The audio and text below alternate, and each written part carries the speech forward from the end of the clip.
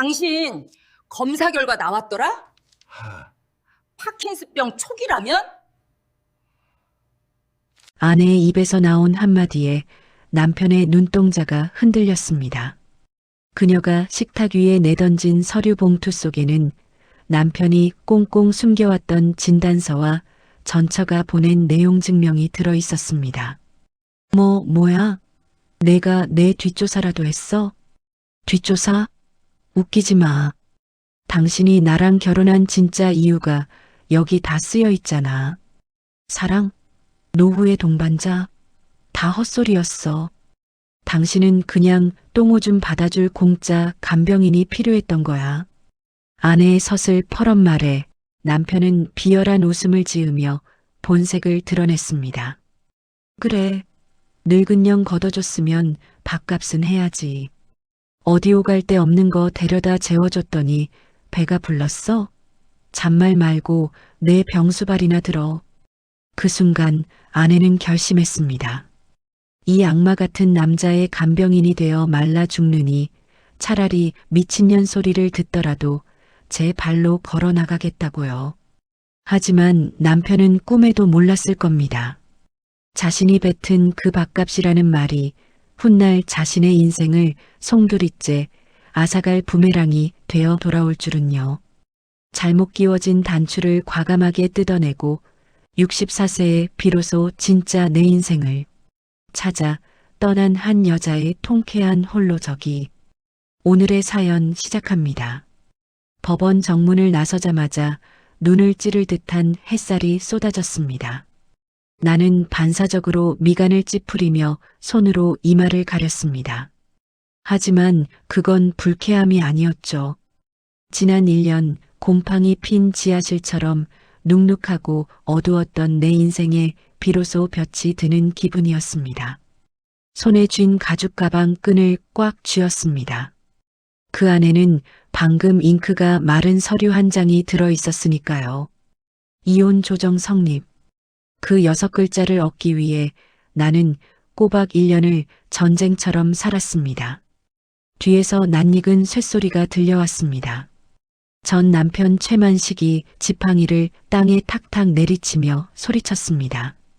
거참, 늙은 사람이 유난이네 유난이야. 남사스럽게 법원까지 오고 말이야. 나는 천천히 뒤를 돌았습니다.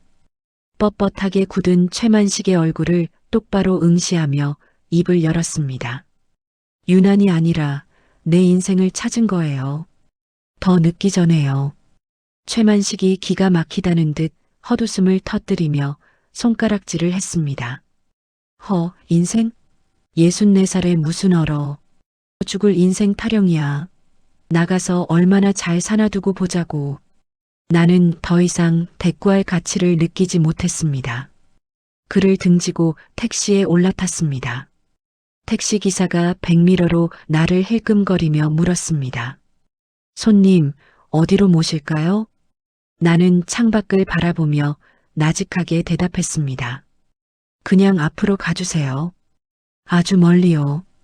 택시가 출발하고 차창 밖으로 익숙한 풍경들이 빠르게 지나갔습니다. 내 나이 64살 남들은 인생을 정리한다고 말하는 나이입니다. 하지만 나는 오늘 내 인생에서 가장 엉망으로 끼워졌던 단추 하나를 기어이 풀고야 말았습니다. 시간을 조금만 되돌려 볼까요?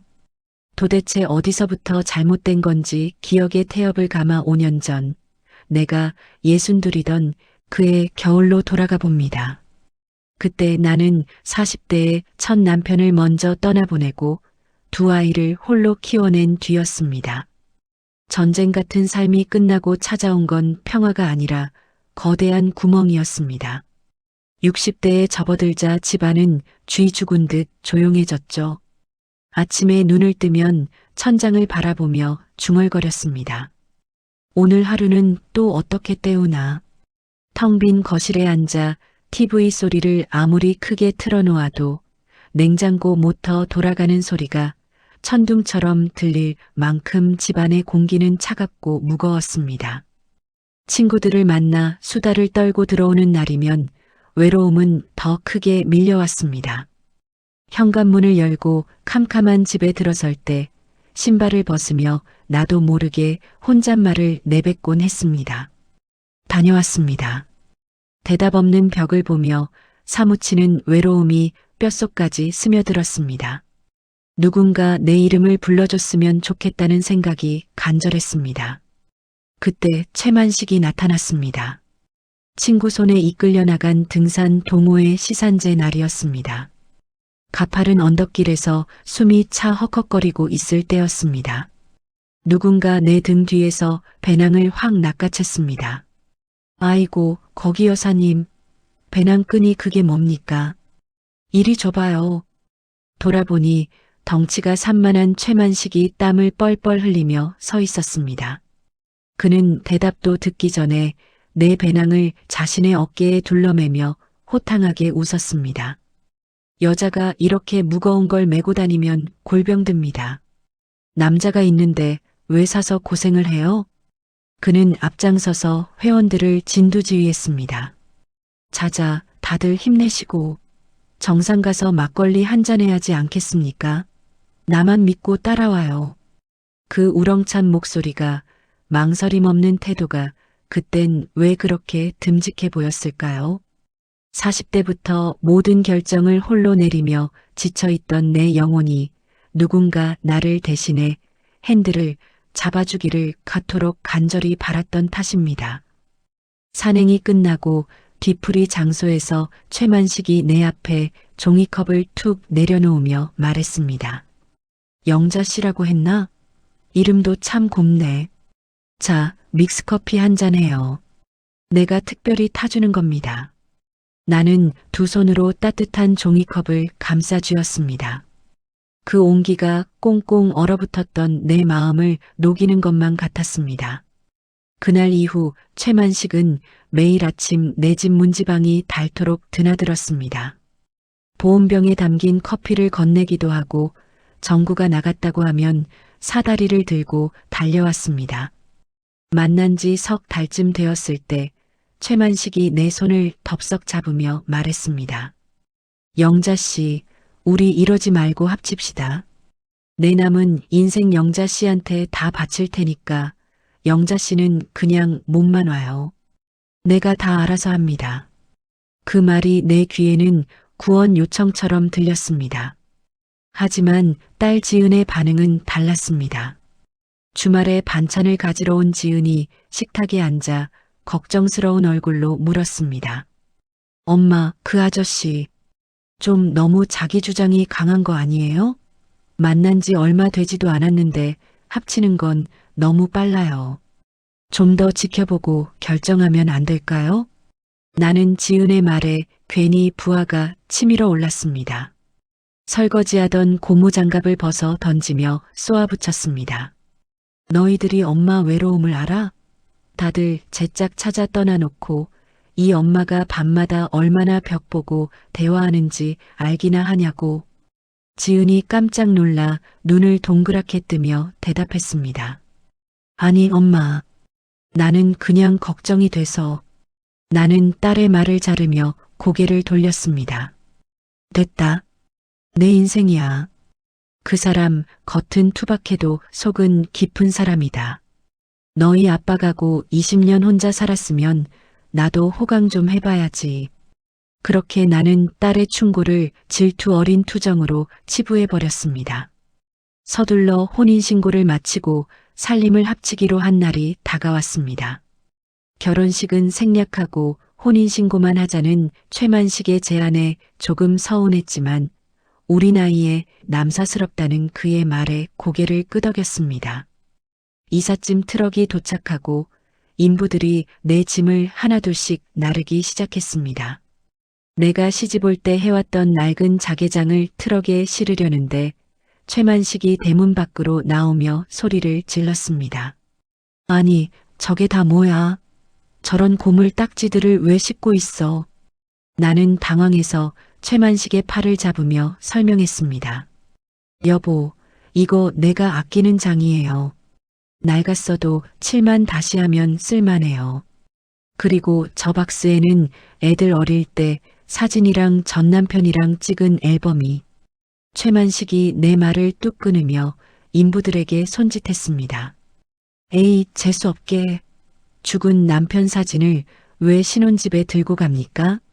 그리고 저 자개장, 저거 다 썩은 나무야. 냄새나서 못 써요. 아저씨, 이거 다 고물상으로 보내셔. 나는 가슴이 덜컥 내려앉아 최만식의 앞을 가로막았습니다. 무슨 말을 그렇게 해요? 나한테는 추억이 담긴 물건들이라고요. 최만식이 혀를 차며 내 어깨를 잡아 옆으로 비켜 세웠습니다. 영자 씨, 이제 내 사람 됐으면 옛날 일은 다 잊어야지. 새 집에는 새 물건 채워줄 테니까 촌스럽게 구질구질하게 굴지 마요. 내 말 들어. 다 당신 위해서 하는 소리니까. 인부들이 난처한 표정으로 나를 쳐다봤지만 최만식의 기세에 눌려 결국 자개장과 앨범 박스를 다른 트럭에 실어버렸습니다. 멀어지는 트럭을 보며 눈물이 핑 돌았지만 이미 엎질러진 물이라 여겼습니다. 좋은 날 싸우기 싫다는 핑계로 나는 입술을 꽉 깨물고 그의 차에 올랐습니다. 최만식의 아파트에 도착했을 때는 이미 해가 뉘엿뉘엿 지고 있었습니다. 현관문을 열고 들어서자마자 최만식이 소파에 거만하게 앉아 리모컨을 만지작거리며 말했습니다. 자, 짐 대충 풀고 이리 와서 앉아봐요. 우리 집에는 규칙이 있으니까. 나는 옷도 갈아입지 못한 채 엉거주춤 그의 맞은편에 앉았습니다. 최만식이 검지를 치켜들며 군대 교관처럼 읊어댔습니다. 첫째, 우리 집 기상은 새벽 5시다. 내가 그때 일어나니까 같이 일어나서 운동해야 돼. 둘째, 아침 식사는 7시 정각이다. 1분이라도 늦으면 국물도 없어. 알겠어? 나는 당황스러워 말끝을 흐렸습니다. 새벽 5시요? 저는 평생 7시에 일어났는데요. 최만식이 인상을 팍 쓰며 탁자를 손바닥으로 내리쳤습니다. 이제 내 식구 됐으면 내 법을 따라야지. 여자가 게을러 빠져서 어디다 써먹어? 토 달지 말고 내일부터 실시해. 그날 밤 피곤에 지친 내가 먼저 안방 침대에 누우려 하자 최만식이 방문을 벌컥 열고 들어와 소리쳤습니다. 아니, 바깥 주인이 아직 거실에 있는데 여자가 먼저 들어 누워? 당장 안 일어나? 나는 깜짝 놀라 이불을 걷어차고 일어났습니다. 아니, 너무 피곤해서. 남편이 잠들기 전까진 눈 붙일 생각 마. 물이라도 떠다 놓고 옆에 앉아 있어. 나는 졸린 눈을 비비며 거실 바닥에 앉아 그가 TV를 다 볼 때까지 꾸벅꾸벅 졸아야 했습니다. 다음 날 아침 5시 알람 소리에 놀라 깨어난 나는 비몽사몽간에 부엌으로 달려가 밥상을 차렸습니다. 7시 정각. 식탁에 앉은 최만식이 콩나물국을 한 숟가락 떠먹더니 숟가락을 식탁 위에 탁 던졌습니다. 그 소리에 내 심장이 철렁 내려앉았습니다. 국이 왜 이래? 내가 조심스럽게 물었습니다. 왜요? 입에 안 맞아요? 최만식이 나를 쏘아보며 혀를 찼습니다. 싱겁잖아. 소금을 얼마나 아끼려고 맹물을 끓여왔어? 전에는 밥을 어떻게 얻어먹고 살았길래 간 하나를 못 맞춰? 나는 죄인처럼 고개를 숙이며 웅얼거렸습니다. 미안해요. 다시 끓여올게요. 국그릇을 들고 부엌으로 돌아오는 내 등 뒤로 최만식의 비아냥거리는 목소리가 비수처럼 꽂혔습니다. 쯧쯧, 겉만 멀쩡했지 속은 맹탕이네 맹탕이야. 앞으로 교육 좀 단단히 시켜야겠어. 싱크대 앞에 서서 국그릇에 소금을 치는데 나도 모르게 눈물 한 방울이 국물 위로 툭 떨어졌습니다. 무언가 단단히 잘못되었다는 불길한 예감이 머릿속을 스쳤습니다. 하지만 그때까지만 해도 나는 몰랐습니다. 이것이 지옥의 시작이라는 것을 말이죠. 나는 떨리는 손으로 국그릇을 다시 식탁으로 가져갔습니다. 내 인생에 잘못 낀 단추가 그렇게 꿰매지고 있었습니다. 재혼 살림을 합친 지 불과 한 달이 지났을 무렵이었습니다. 신혼의 달콤함은커녕 나는 매일 살얼음판을 걷는 기분으로 하루하루를 버티고 있었습니다.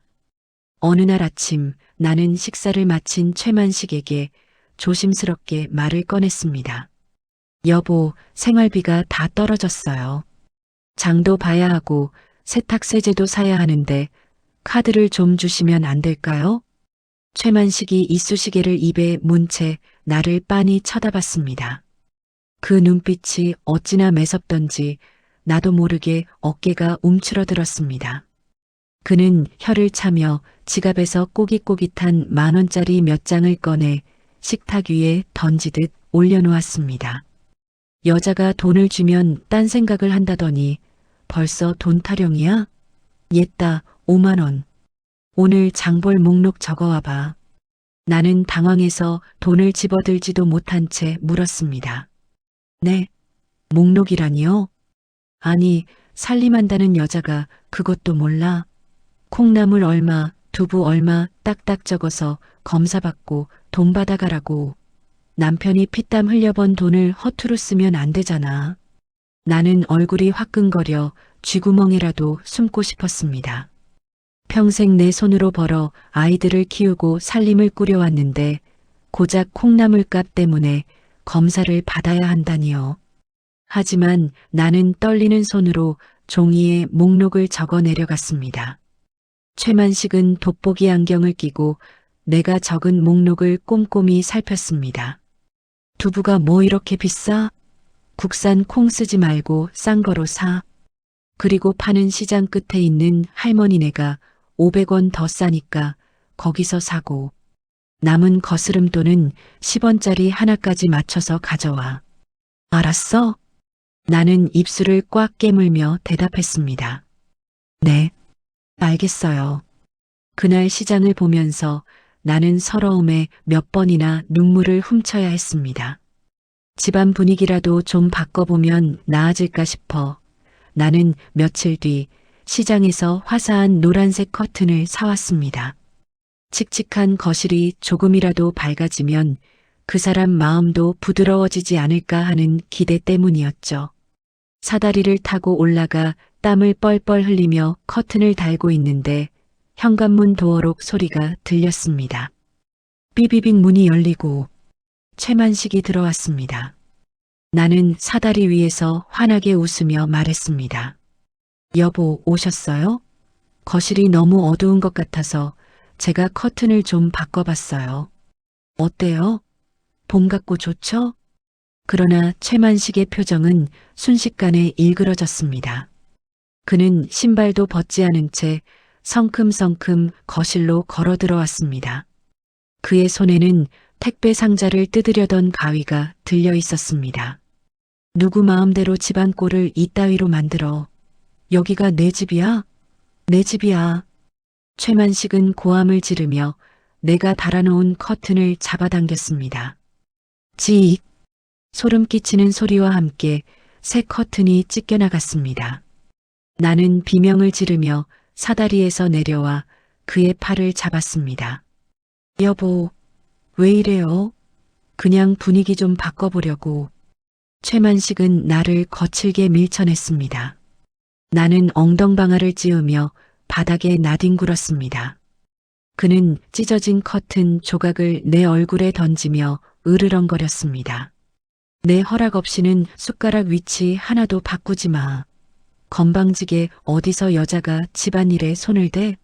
당장 원래대로 안 해놔. 나는 공포에 질려 바들바들 떨면서 찢어진 커튼을 주워 담았습니다.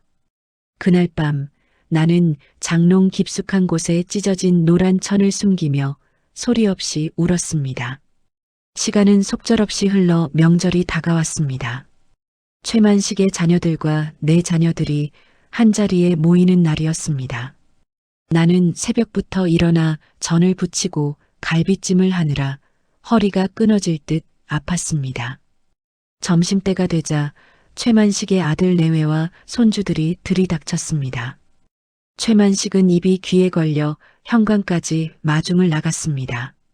아이고, 내 새끼들 왔냐? 어서 와라, 어서 와.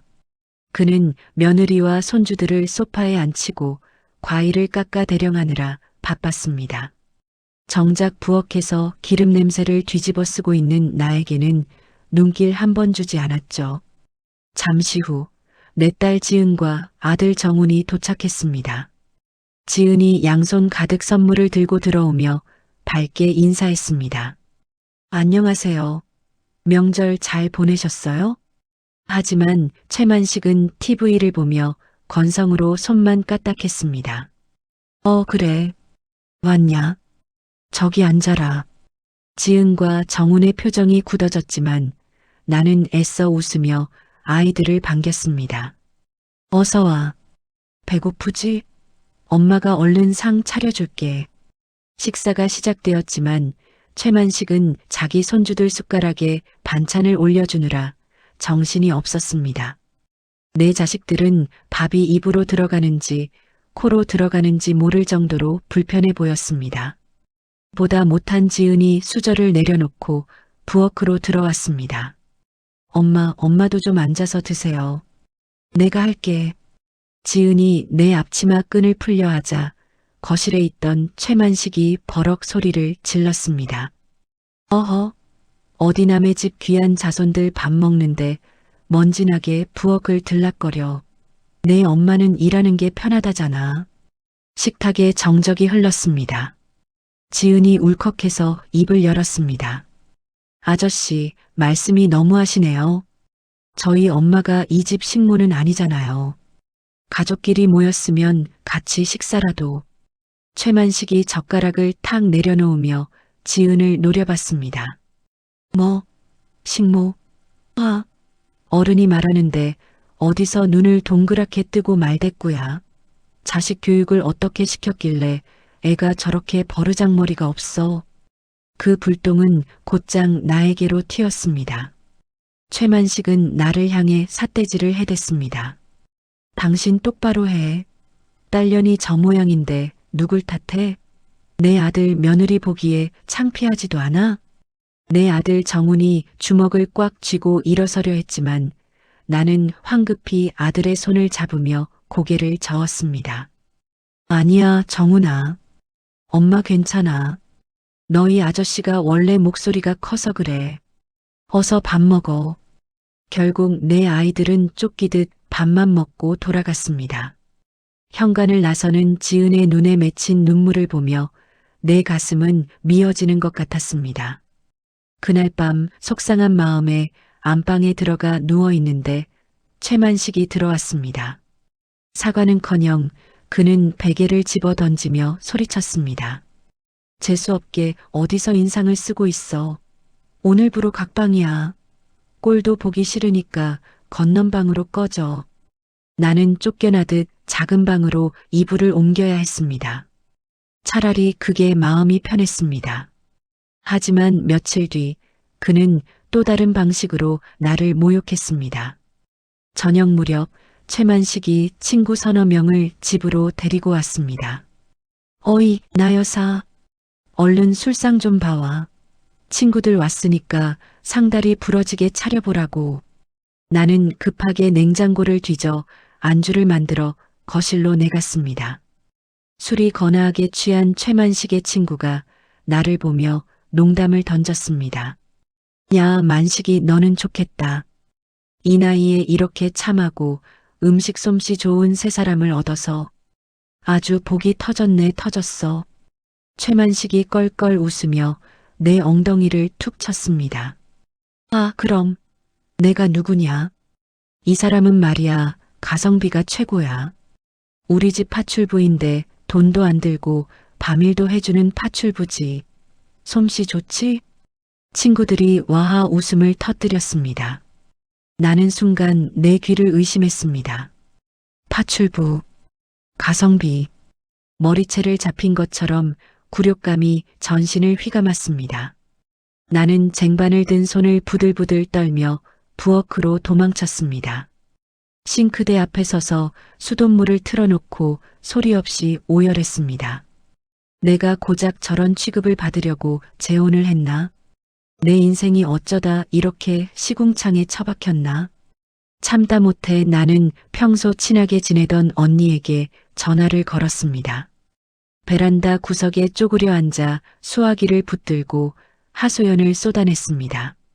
언니, 나 정말 죽고 싶어. 그 사람이 나를 파출부 취급해.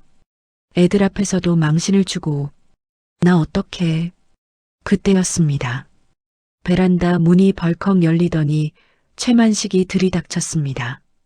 그의 얼굴은 술 기운에 붉게 달아올라 있었습니다. 이 여편네가 지금 누구한테 내 뒷담화를 하는 거야. 최만식은 내 손에서 휴대폰을 거칠게 낚아챘습니다. 아, 여보, 왜 이래요? 돌려줘요. 내가 매달렸지만 그는 휴대폰을 거실벽을 향해 힘껏 던졌습니다. 퍽! 휴대폰은 산산조각이나 바닥에 흩어졌습니다. 부서진 전화기 파편이 마치 내 마음 같았습니다. 최만식은 씩씩거리며 나에게 손가락질을 했습니다.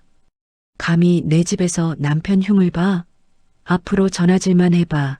그땐 전화기가 아니라 내가 박살 날 줄 알아. 그는 쾅 소리가 나게 방문을 닫고 들어가 버렸습니다. 나는 깨진 휴대폰 조각을 주워 모으며 이 집이 가정이 아니라 나를 가두는 감옥임을 뼈저리게 깨달았습니다. 그날 밤 나는 공포에 질려 뜬 눈으로 밤을 지새웠습니다. 하지만 마음 한구석에서 작지만 또렷한 목소리가 들려왔습니다. 이건 아니야. 이렇게 살 수는 없어. 다음 날 아침 5시 여느 때처럼 기상 알람이 울렸습니다. 나는 무거운 몸을 일으켜 부엌으로 향했습니다. 냄비에 물을 올리고 콩나물을 씻었습니다. 팔팔 끓는 국물에 파와 마늘을 넣고 마지막으로 소금통을 집어들었습니다. 문득 어젯밤의 모멸감이 떠올랐습니다. 돈 안 드는 파출부. 나는 소금통을 쥔 손을 멈췄습니다. 그리고 뚜껑을 닫아 싱크대 구석에 내려놓았습니다.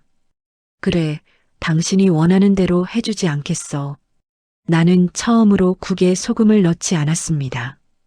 그것은 내 생애 가장 소심하지만 가장 명확한 반항의 시작이었습니다. 식탁 위에 김이 모락모락 나는 맹탕국을 올려놓으며 나는 내 안의 두려움이 조금씩 분노로 바뀌고 있음을 느꼈습니다. 속절없이 계절이 바뀌어 어느덧 찬 바람이 부는 가을이 되었습니다. 거실 창문 틈으로 들어오는 바람이 제법 쌀쌀했지만 내 마음속의 한기에 비하면 아무것도 아니었습니다. 그날은 최만식이 종합건강검진을 받는다며 아침 일찍 병원으로 나간 날이었습니다. 집안에 그가 없다는 사실만으로도 공기가 달랐습니다. 숨통이 트이는 것 같았으니까요. 나는 청소기를 돌리며 그동안 그가 절대 들어가지 못하게 했던 서재 앞을 서성거렸습니다. 청소나 해둘까? 평소 최만식은 서재를 자신의 성역처럼 여기며 내가 문고리라도 잡으면 불같이 화를 냈습니다. 하지만 먼지가 뽀얗게 쌓인 문틈을 보고 있자니 주부로서의 본능이 꿈틀거렸습니다. 나는 조심스럽게 문을 열고 들어갔습니다. 퀴퀴한 곰팡이 냄새와 오래된 종이 냄새가 코를 찔렀습니다.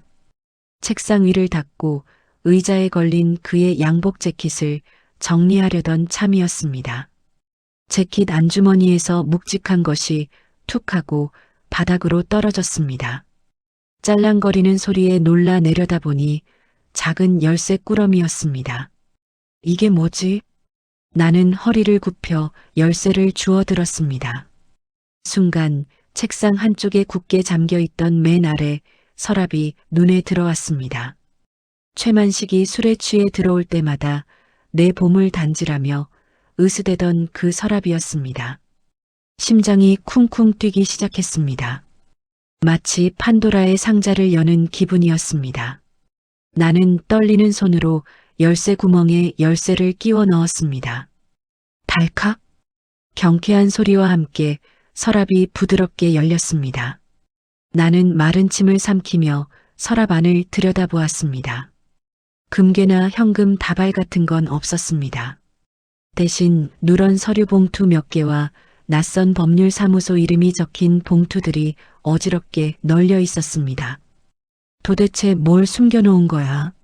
나는 가장 위에 있는 두툼한 봉투를 꺼내 열었습니다. 종이를 꺼내 읽어 내려가던 내 눈이 점점 커졌습니다. 그것은 대학병원에서 발급한 진단서였습니다. 환자명 최만식, 병명 척추관 협착증 심화 및 파킨슨병 초기 의심.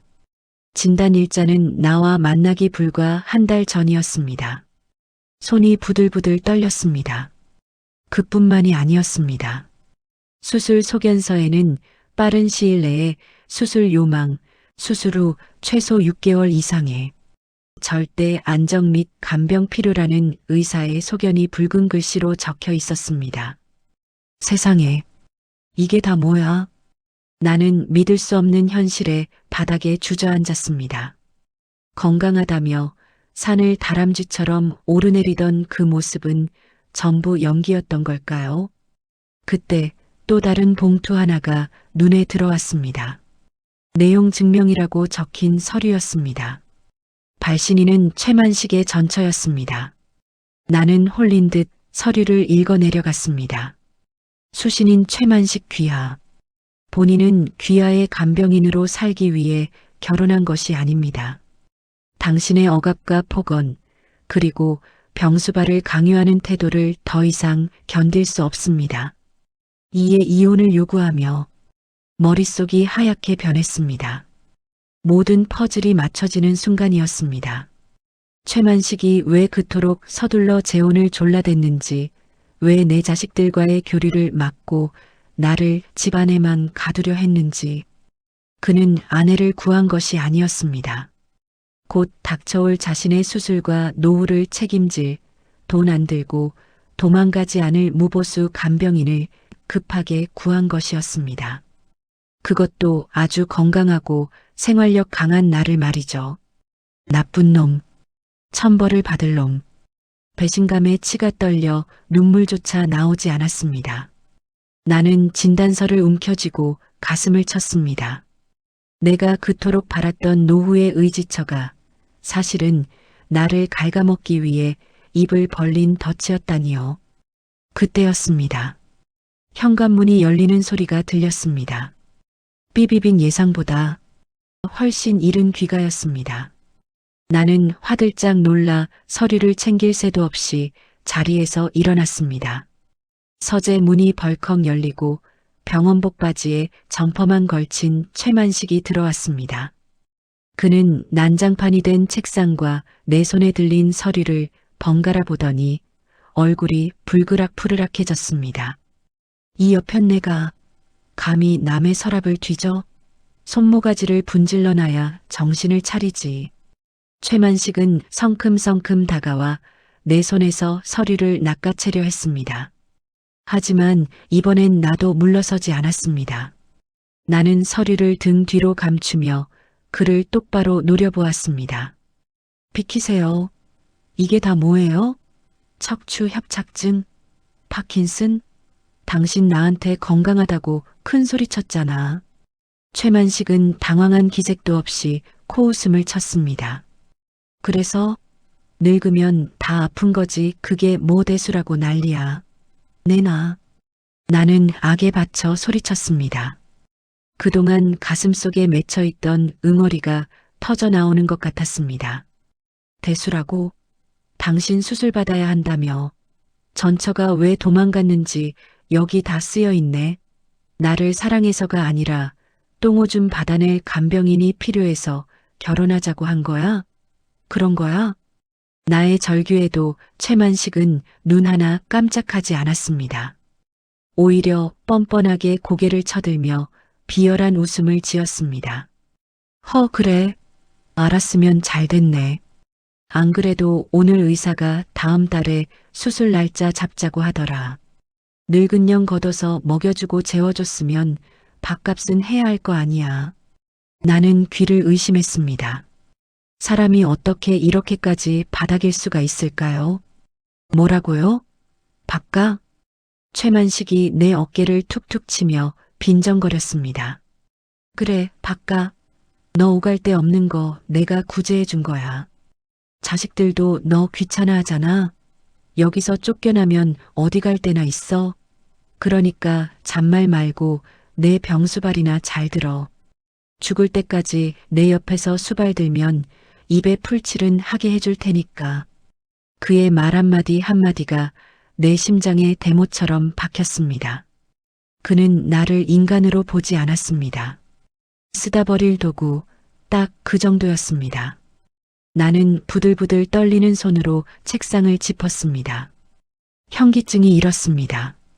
당신, 정말 악마구나. 최만식은 대수롭지 않다는 듯 하품을 하며 뒤돌아섰습니다. 시끄러워. 검사 받느라 피곤하니까 밥이나 차려. 국 짜게 하지 말고. 그는 서재를 나가며 문을 쾅 닫았습니다. 나는 닫힌 문을 바라보며 자리에 주저앉았습니다.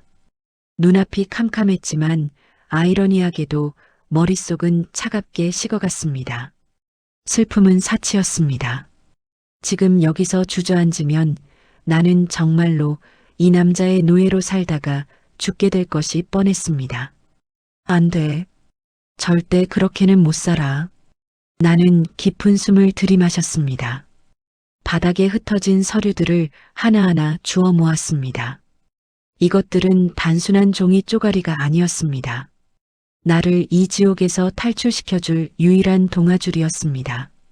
나는 떨리는 손으로 주머니에서 스마트폰을 꺼냈습니다. 안방에서 최만식의 코 고는 소리가 들려올 때까지 기다렸습니다. 드르렁. 커? 그 소리가 들리자마자 나는 카메라 앱을 켰습니다.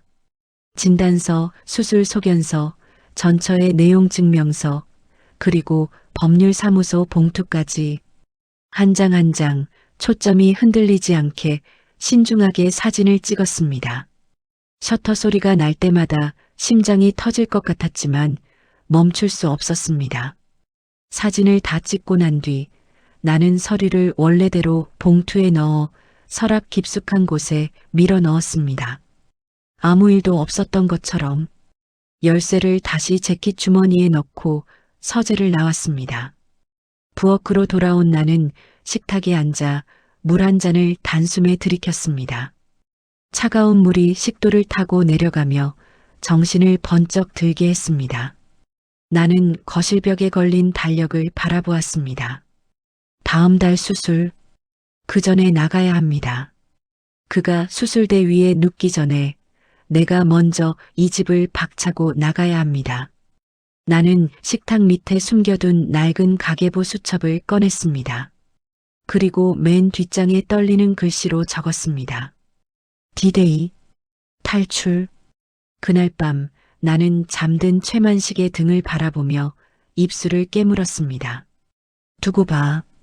당신이 생각하는 그런 멍청한 늙은이는 없어.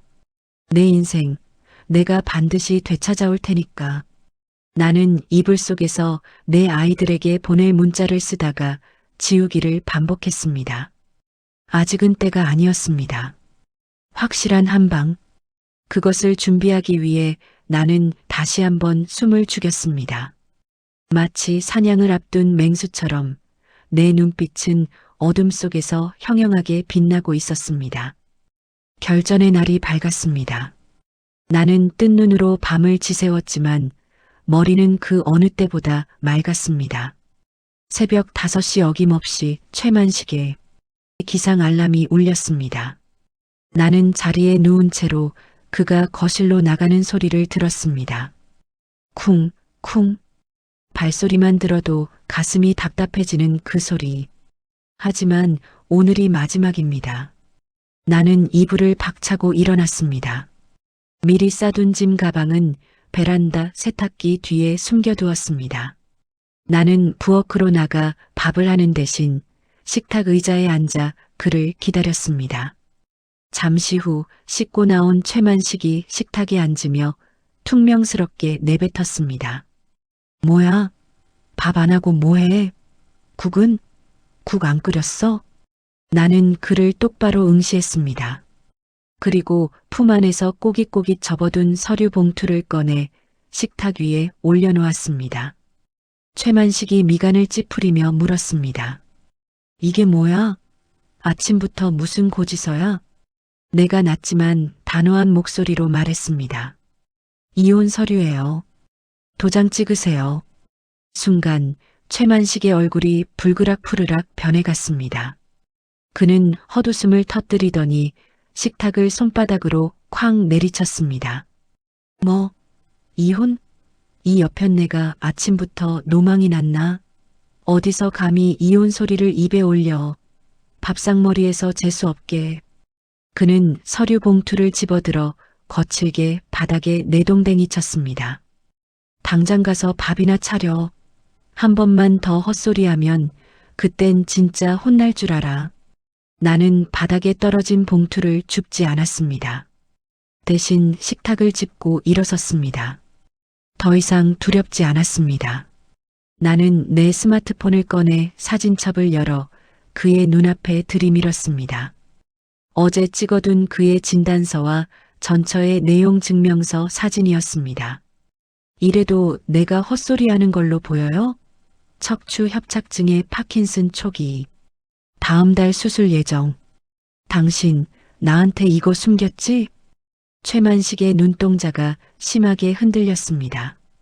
그는 당황해서 말을 더듬었습니다. 그게 뭐? 늙으면 다 아픈 거지. 그게 이혼 사유라도 될 줄 알아? 내가 싸늘하게 웃으며 대꾸했습니다. 단순히 아픈 게 문제가 아니잖아. 당신 전처가 왜 도망갔는지 여기 다 나와 있네. 간병인 하기 싫어서 갔다고. 나도 마찬가지야. 당신 수술받고 누워있으면 똥기저귀 갈아줄 사람이 필요해서 급하게 결혼하자고 했잖아. 아니야. 최만식의 얼굴이 흙빛이 되었습니다. 자신의 치부가 드러나자 그는 곧바로 공격적인 태도로 돌변했습니다. 그는 자리에서 벌떡 일어나 나에게 삿대질을 해댔습니다. 아, 그래. 내가 너 걷어줬으면 그 정도는 해야 하는 거 아니야? 오갈 데 없는 늙은이 재워주고 입혀줬더니 은혜를 원수로 갚아? 내가 지금 나가면 어디 갈 데나 있을 것 같아? 나는 그 말에 치가 떨렸습니다. 은혜라니요. 그건 착취였습니다. 은혜? 나를 파출부 취급하고 사람들 앞에서 망신 준 게 은혜야? 나 당신 무료 간병인 하려고 결혼한 거 아니야. 당신 같은 사기꾼이랑은 하루도 더 못 살아. 뭐? 사기꾼? 인연이 진짜. 최만식이 손을 치켜들고 나에게 달려들었습니다. 내 뺨을 때리려는 기세였습니다. 하지만 나는 잽싸게 몸을 피하며 소리쳤습니다. 손대지 마.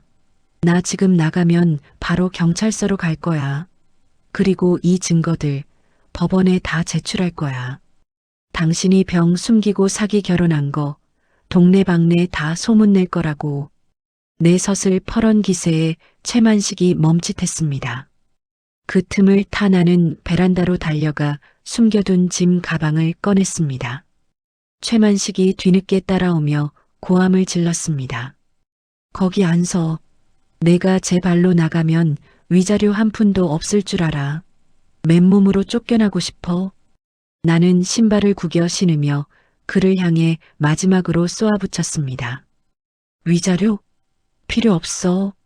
내 인생 1년 버린 수업료라고 생각할 테니까 당신은 평생 혼자서 벽 보고 소리나 지르면서 살아. 나는 현관문을 박차고 나갔습니다. 뒤에서 그가 욕설을 퍼붓는 소리가 들렸지만 나는 엘리베이터 버튼을 미친 듯이 눌렀습니다. 엘리베이터 문이 닫히는 순간 다리에 힘이 풀려 주저앉을 뻔했습니다. 심장이 터질 듯이 뛰었습니다. 1층 현관을 나서자 저만치 비상 깜빡이를 켜고 기다리는 차 한 대가 보였습니다. 내 딸 지은의 차였습니다. 지은이 차 문을 열고 뛰쳐나왔습니다.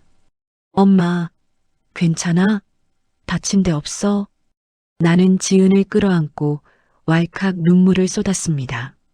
지은아, 엄마 나왔어. 진짜로 나왔어. 지은이 내 등을 토닥이며 같이 울먹였습니다.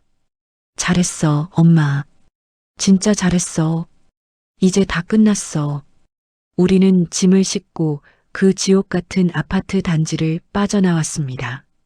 백미러로 멀어지는 그의 집을 보며 나는 비로소 숨을 쉴 수 있었습니다. 하지만 진짜 전쟁은 그때부터였습니다. 최만식은 예상대로 이혼을 거부했습니다.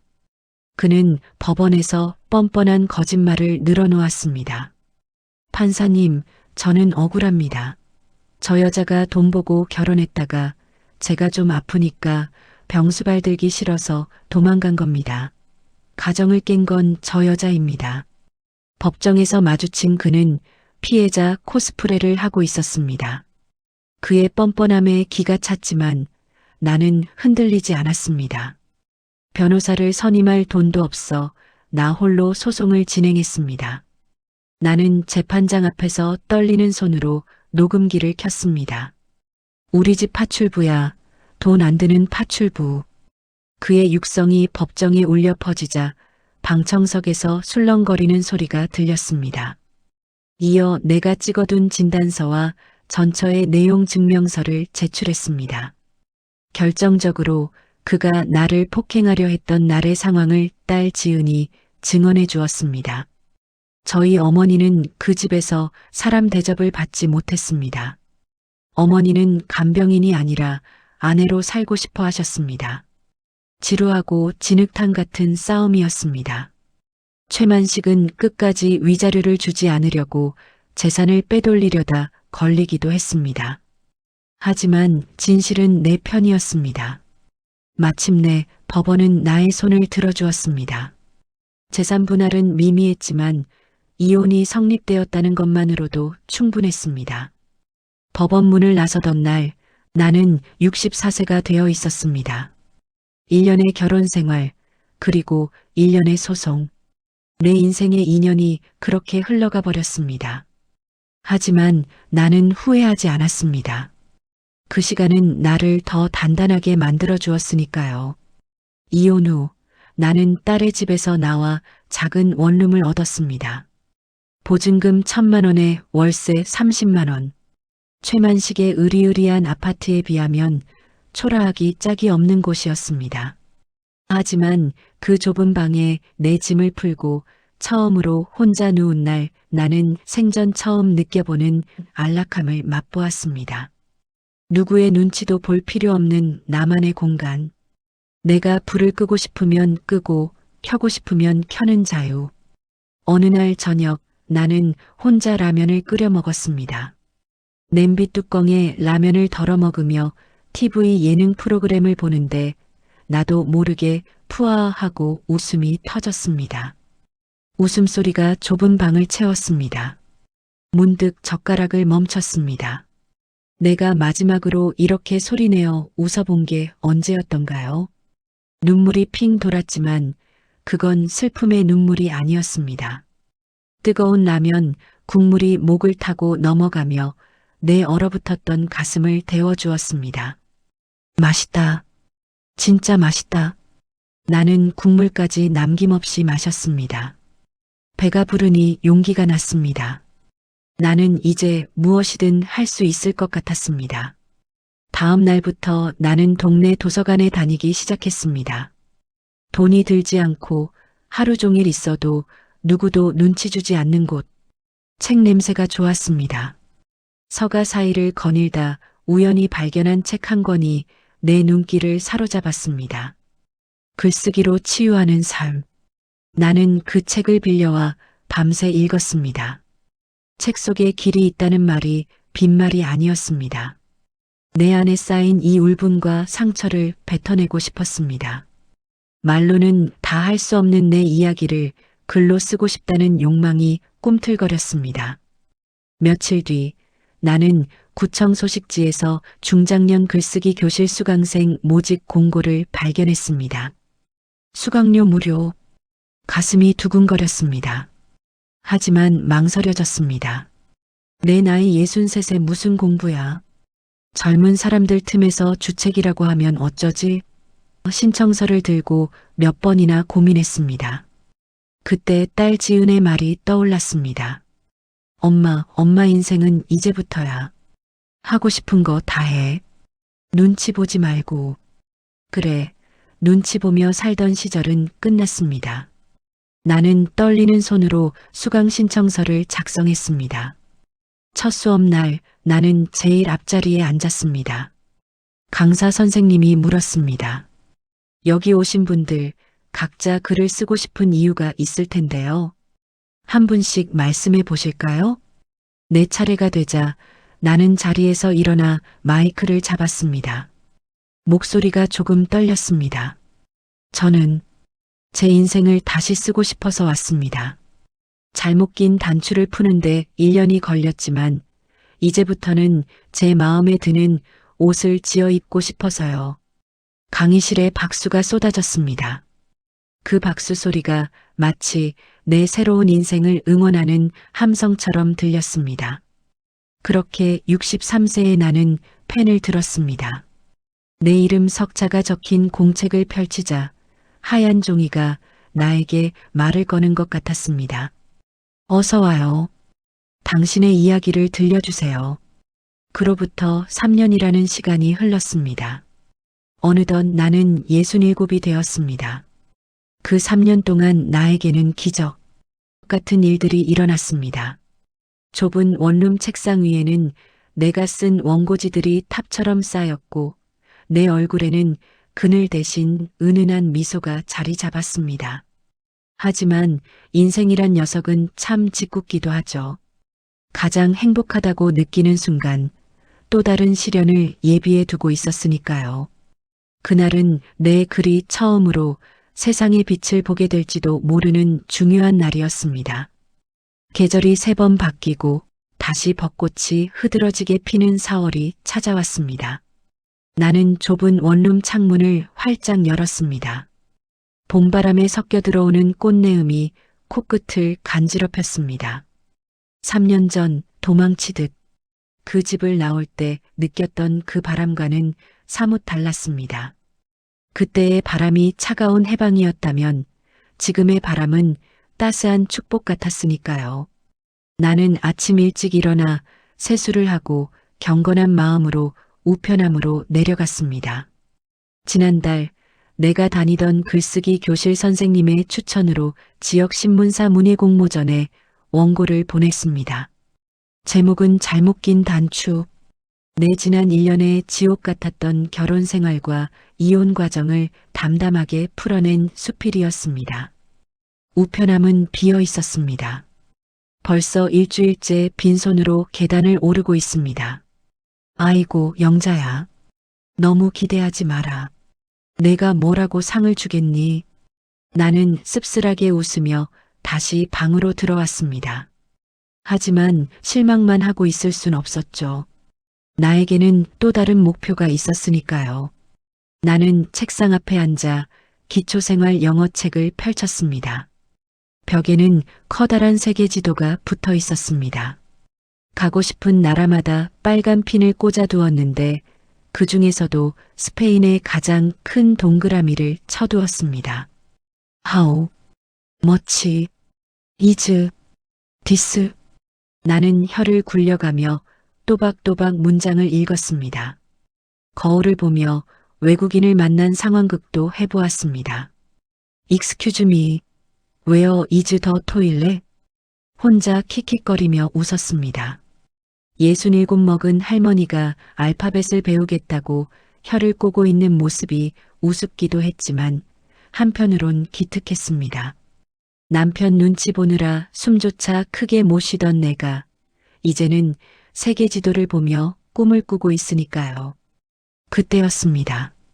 책상 위에 놓인 휴대폰이 요란하게 울렸습니다. 모르는 번호였습니다. 보이스피싱인가 싶어 받지 않으려다 혹시나 하는 마음의 통화 버튼을 눌렀습니다. 여보세요? 수화기 너머에서 차분한 여자의 목소리가 들려왔습니다. 안녕하세요. 여기는 충청일보 문화부입니다. 나영자 선생님 핸드폰 맞으신가요? 심장이 쿵 하고 내려앉았습니다. 나는 떨리는 목소리로 대답했습니다. 네. 제가 나영자인데요. 축하드립니다, 선생님. 이번 신춘문예 수필 부문 최우수상에 선생님의 잘못 낀 단추가 선정되셨습니다. 순간 멍해졌습니다. 내가 잘못 들은 건가 싶었습니다. 네, 최우수상이요?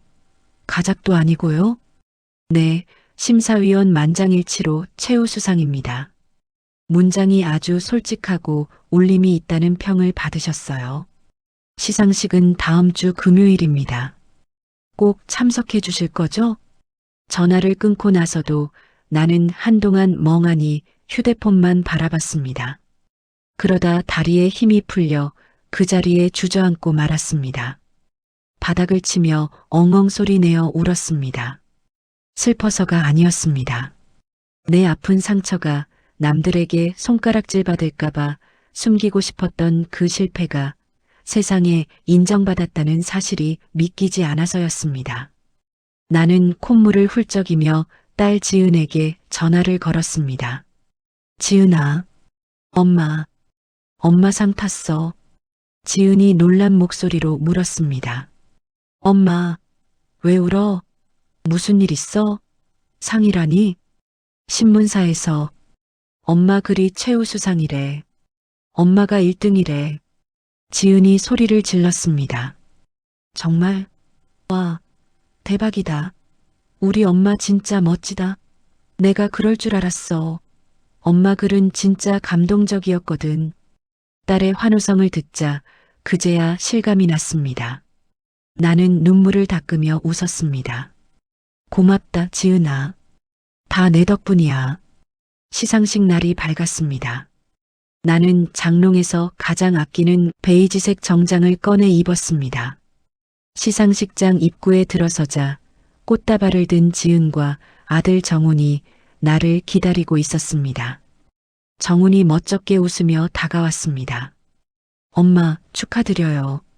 솔직히 저는 엄마가 그냥 취미로 쓰시는 줄 알았는데 진짜 대단하시네요. 아들의 칭찬에 나는 어깨가 으쓱해졌습니다. 얘는 엄마를 뭘로 보고 엄마가 왕년에는 문학소녀였다고. 지은이 내 팔짱을 끼며 속삭였습니다. 오늘 엄마가 제일 예뻐. 저기 봐, 사람들이 다 엄마만 쳐다보잖아. 단상에 내 이름이 호명되었습니다. 수필 부문 최우수상 나영자. 나는 떨리는 다리를 부여잡고 계단을 올라갔습니다. 쏟아지는 조명, 터지는 카메라 플래시, 그리고 사람들의 박수 소리.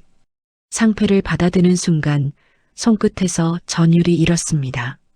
수상 소감을 말하라는 사회자의 말에 나는 마이크 앞에 섰습니다. 눈앞이 뿌얘졌지만 나는 또렷하게 말했습니다. 제 인생은 실패의 연속이라고 생각했습니다. 남편을 잃고 재혼에 실패하고 늙고 병든 몸만 남았다고요. 하지만 글을 쓰며 깨달았습니다. 그 모든 상처가 오늘의 나를 만든 걸음이었다는 것을요. 67세, 저는 지금 다시 태어났습니다. 감사합니다. 우레와 같은 박수가 쏟아졌습니다. 객석에 앉은 지은이 눈물을 훔치는 모습이 보였습니다. 무대에서 내려오는 내 발걸음은 구름 위를 걷는 듯 했습니다. 시상식이 끝나고 우리는 근처 백화점으로 향했습니다. 상금 봉투가 든 가방을 꼭 쥐고 나는 화장품 매장으로 들어갔습니다. 점원이 친절하게 물었습니다. 어머님, 며느님 선물 보시게요? 나는 고개를 저으며 당당하게 말했습니다. 아니요. 제가 바를 거예요. 제일 빨갛고 예쁜 립스틱으로 골라주세요. 점원이 추천해준 진한 붉은색 립스틱을 발라보았습니다. 거울 속에 비친 여자는 더 이상 주눅든 늙은이가 아니었습니다. 입술에 생기가 도니 얼굴 전체가 환해 보였습니다. 지은이 옆에서 거들었습니다. 엄마, 너무 잘 어울려. 나는 호호 웃으며 카드를 내밀었습니다. 이거 계산해 주세요. 아, 그리고 저기 있는 만년필도 하나 주세요. 작가가 되려면 좋은 펜 하나는 있어야죠. 빨간 립스틱을 바르고 새 만년필을 가슴에 품은 나는 세상을 다 가진 기분이었습니다. 저녁 식사 자리에서 손주 녀석이 내 상패를 만지작거리며 말했습니다. 할머니, 나도 나중에 할머니처럼 작가 될래요. 할머니 진짜 멋져요. 그 말이 어떤 칭찬보다 달콤했습니다. 밥 해주는 할머니, 용돈 주는 할머니가 아니라 닮고 싶은 사람이 되었다는 게 가슴 벅찼습니다. 며칠 뒤 도서관에서 내 당선작 낭독회가 열렸습니다. 작은 행사였지만 많은 분이 찾아주셨습니다. 특히 내 또래의 중년 여성들이 많았습니다. 낭독을 마치고 내려오는데 한 부인이 조심스럽게 다가와 내 손을 잡았습니다. 그녀의 눈가가 붉게 물들어 있었습니다. 선생님, 저 선생님 글 읽고 정말 많이 울었어요. 사실 저도 남편 때문에 너무 힘든데 참고 사는 게 답인 줄 알았거든요. 근데 선생님 글 보고 용기를 얻었어요. 저도 제 인생 찾을 수 있을까요? 나는 그녀의 거친 손을 두 손으로 감싸 쥐었습니다. 3년 전 찜질방 구석에서 울고 있던 내 모습이 겹쳐 보였습니다. 물론이죠. 늦은 때란 없어요. 단추가 잘못 끼워졌으면 다시 풀면 돼요. 시간이 좀 걸릴 뿐이지 옷을 버릴 필요는 없으니까요. 부인은 고개를 끄덕이며 눈물을 흘렸습니다. 누군가에게 위로가 될 수 있다는 것. 내 고통이 헛된 것이 아니라 누군가를 살리는 약이 될 수 있다는 사실에 나는 깊은 감사를 느꼈습니다. 그날 밤 나는 집에 돌아와 책상 앞에 앉았습니다. 새로 산 만년필에 잉크를 채우고 일기장을 펼쳤습니다. 사각사각 펜촉이 종이를 긁는 소리가 적막한 방을 채웠습니다. 오늘도 참 잘 살았다. 영자야 고생했다. 그리고 축하한다. 나는 창문을 열고 밤하늘을 올려다보았습니다. 달빛이 내 얼굴을 비추고 있었습니다. 지난 1년, 아니 67년의 세월이 주마등처럼 스쳐 지나갔습니다. 힘들었던 기억조차 이제는 추억처럼 느껴졌습니다. 잘못 낀 단추를 푸는데 1년이 걸렸지만 다시 나에게 맞는 옷을 찾아 입는 데는 평생이 걸려도 좋습니다. 지금 이 순간 나는 그 어느 때보다 나를 사랑하니까요. 나는 입술에 바른 립스틱을 지우지 않은 채 거울을 보고 윙크를 날렸습니다. 나영자, 넌 아직 죽지 않았어. 이제 시작이야. 내일은 서점에 가서 스페인 여행 가이드북을 사야겠습니다. 영어를 조금 더 연습해서 스페인 광장 한복판에서 큰 소리로 커피를 주문해 볼 겁니다. 상상만으로도 심장이 두근거렸습니다. 잠이 올 것 같지 않은 너무나 화려하고 설레는 봄밤이었습니다. 첫 에세이집 출간 계약을 맺고 막바지 교정 작업을 하던 어느 겨울밤이었습니다. 창밖에는 매서운 바람이 불어와 창문을 덜컹거렸지만 내 방 안은 열기로 가득했습니다. 스탠드 불빛 아래서 나는 원고지 위를 달리는 펜을 멈추지 않았습니다. 출판사 편집장님이 이번 주까지 최종 원고를 넘겨달라고 부탁했거든요. 눈이 침침하고 허리가 뻐근했지만 나는 기지개를 켜며 혼잣말을 했습니다. 조금만 더. 이 챕터만 마무리하면 돼. 영자야, 힘내자. 따뜻한 유자차 한 모금을 마시고 다시 펜을 잡으려는 순간이었습니다. 갑자기 눈앞이 핑 돌더니 하얀 종이가 까맣게 물들기 시작했습니다. 단순한 현기증이 아니었습니다. 가슴을 누군가 쇠망치로 내리치는 듯한 묵직한 통증이 밀려왔습니다. 나는 나도 모르게 가슴을 움켜쥐었습니다. 숨이 쉬어지지 않았습니다. 마치 물속에 잠긴 것처럼 귀가 먹먹해지더니 책상 위의 사물들이 제멋대로 춤을 추기 시작했습니다. 의자에서 일어나려고 손을 짚었지만 다리에 힘이 들어가지 않았습니다. 살려 주세요. 입 밖으로 나오지 못한 비명이 목구멍에서 맴돌았습니다. 내 몸이 슬로 모션처럼 바닥으로 기울어지는 게 느껴졌습니다. 차가운 방바닥에 얼굴이 닿는 순간 나는 까무룩 정신을 잃고 말았습니다. 마지막으로 본 것은 책상 아래 떨어진 내 빨간 만년필이었습니다. 어머니, 어머니, 정신 좀 차려보세요. 멀리서 누군가 나를 부르는 소리가 들렸습니다. 아주 깊은 우물 속에서 들리는 것처럼 웅웅거리는 소리였습니다. 무거운 눈꺼풀을 힘겹게 들어 올렸습니다. 눈이 시리도록 하얀 천장이 보였습니다. 코를 찌르는 알코올 냄새, 규칙적으로 울리는 기계음 소리, 여기가 어디인지 파악하기도 전에 걱정스러운 얼굴의 의사가 내 눈에 불빛을 비췄습니다. 환자분, 제 말 들리세요? 여기 어딘지 아시겠어요? 나는 입을 달싹였지만 목소리가 나오지 않아 고개만 겨우 끄덕였습니다. 옆에 서 있던 딸 지은이 울먹이며 내 손을 잡았습니다. 엄마, 다행이다. 진짜 다행이야. 엄마 큰일 날 뻔했어. 지은의 뒤로 굳은 표정의 아들 정훈이 서 있었습니다. 의사가 차트를 넘기며 심각한 표정으로 말했습니다.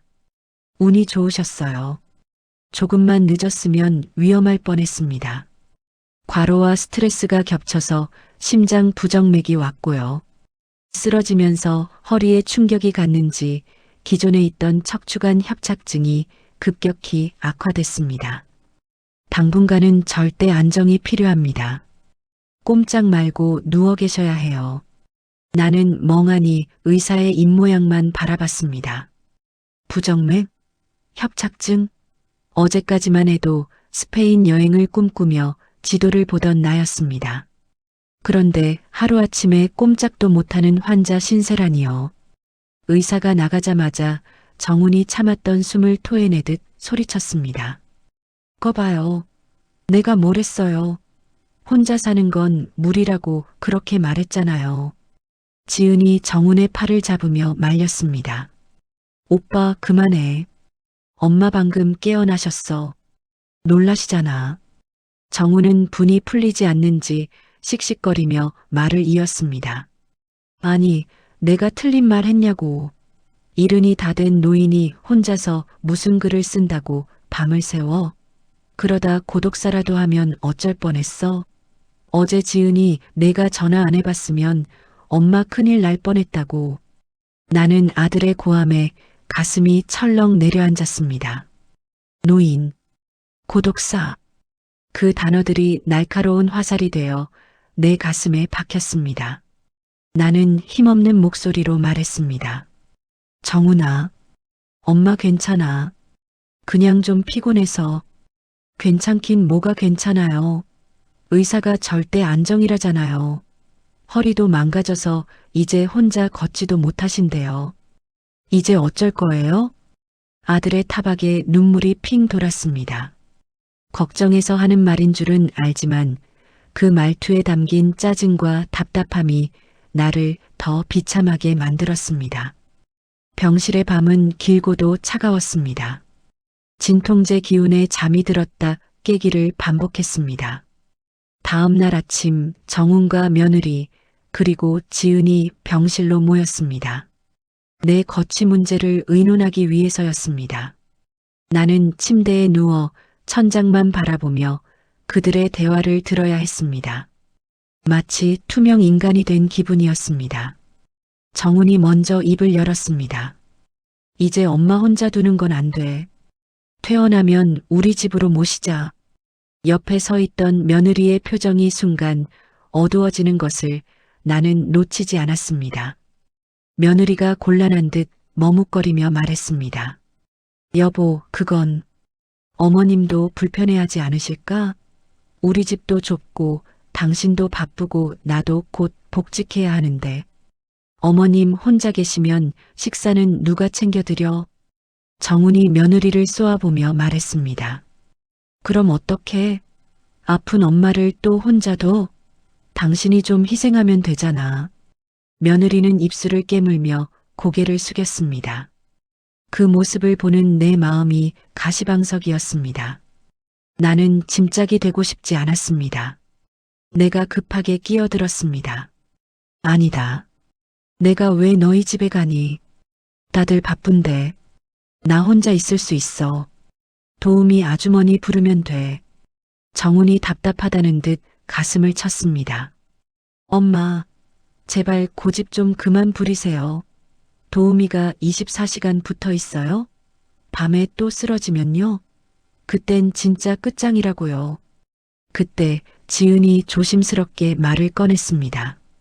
오빠 언니 말도 맞아. 현실적으로 학가는 다들 힘들어. 차라리 요양병원은 어때? 순간 병실에 정적이 흘렀습니다. 내 귀를 의심했습니다. 요양병원. 그 네 글자가 내 머릿속에서 윙윙거렸습니다. 지은아, 너 지금 뭐라고 했니? 지은이 내 눈을 피하며 급하게 설명했습니다. 아니, 엄마. 오해하지 마. 요새 요양병원은 예전 같지 않아. 시설도 호텔처럼 좋고 밥도 영양 맞춰서 잘 나오고 친구들도 사귈 수 있대. 물리치료도 매일 받을 수 있고 엄마 혼자 위험하게 있는 것보다 훨씬 안전하잖아. 나는 가슴이 먹먹해져 아무 말도 할 수 없었습니다. 내 딸 지은이 누구보다 내 마음을 잘 안다고 생각했던 딸마저 나를 시설로 보내려 하다니요. 나에게 요양병원은 고려장이나 다름없었습니다. 그곳에 들어가는 순간 나는 나영자라는 이름을 잃고 몇 호실 할머니로 살다가 죽음을 맞이하게 될 것만 같았습니다. 싫다. 난 죽어도 내 집에서 죽을 거야. 내 단호한 거절에 지은과 정우는 한숨을 내쉬었습니다. 그들은 복도로 나가서 한참 동안 언성을 높이며 싸웠습니다. 오빠가 모신다며. 내가 현실을 알아? 복도에서 들려오는 자식들의 싸움 소리를 들으며 나는 이불을 머리끝까지 뒤집어 썼습니다. 서러움이 폭포수처럼 쏟아졌습니다. 4년 전 최만식의 집에서 파출부 취급을 당할 때보다 더 비참했습니다.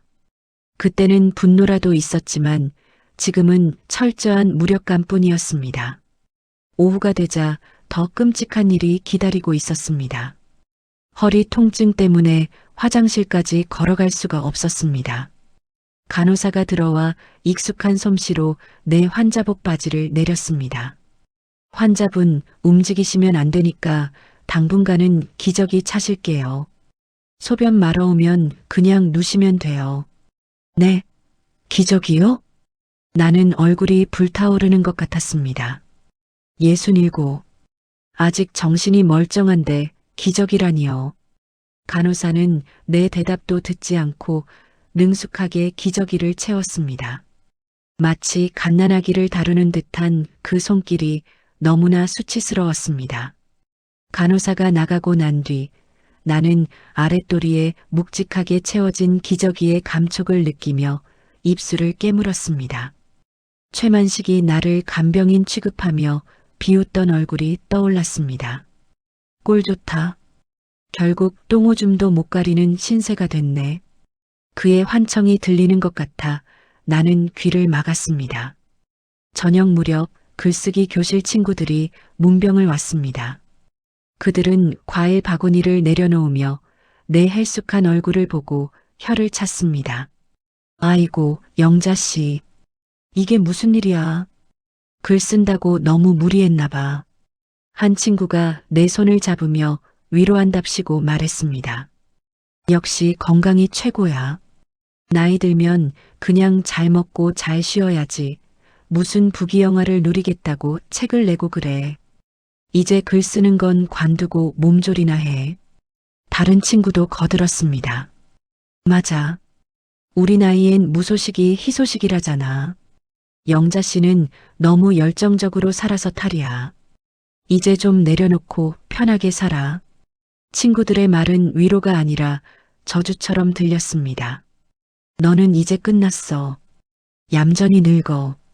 라고 말하는 것 같았습니다. 나는 억지로 입꼬리를 올리며 대답했습니다. 그래요. 고마워요. 친구들이 돌아가고 난 뒤 휴대폰이 울렸습니다. 출판사 편집장님이었습니다. 나는 목소리를 가다듬고 전화를 받았습니다. 네, 편집장님. 저 나영자입니다. 아이고, 선생님. 쓰러지셨다는 얘기 들었습니다. 몸은 좀 어떠세요? 네, 조금 쉬면 괜찮아질 겁니다. 원고는 제가 병실에서라도 마무리해서 편집장님이 내 말을 끊었습니다. 아니에요, 선생님. 건강이 최우선이죠. 원고가 중요한 게 아니잖아요.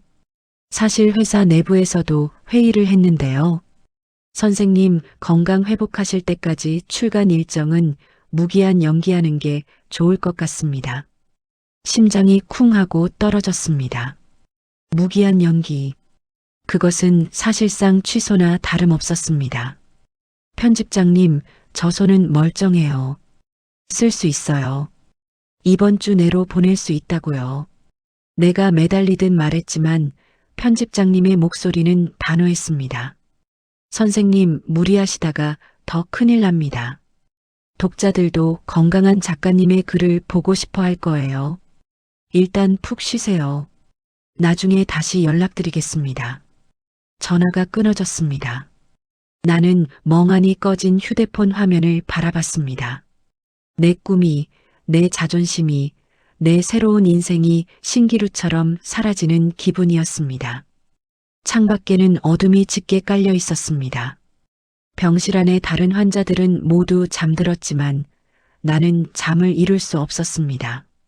다시는 저 문을 걸어나가 자유롭게 걷거나 글을 쓸 수 없을지도 모른다는 공포가 엄습했습니다. 기저귀를 찬 채 침대에 묶인 신세.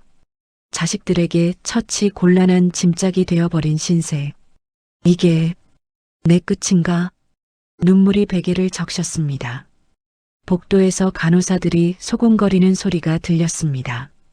그리고 멀리서 지은과 정훈이 다시금 낮은 목소리로 내 거처를 의논하는 소리가 들려왔습니다. 엄마 고집 꺾으려면 오빠가 강하게 말해. 그래, 내일 퇴원 수속 밟으면서 바로 요양병원으로 모시자. 그게 엄마를 위하는 길이야.